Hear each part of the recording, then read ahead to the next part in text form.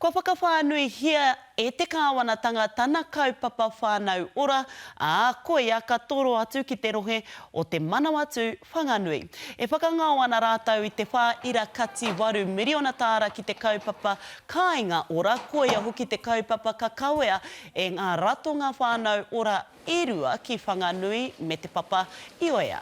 Hei tā te minita whakahiato ora a Carmel Sepuloni, ko te wawata tonu mā te iwi anō e kōwhiri ā rātau ake kaupapa whānau ora. It's about that collective impact, so Māori working with government agencies to support Māori families reach their aspirations, set goals for themselves, and then to get those positive outcomes. And the feedback to date and the results to date have been positive, and so we want to extend that and invest in that. E tūmanako ana ka whai hua ngā whānau whārau rima te kau i te kaupapa kāinga ora ki Whanganui me te Manawatu.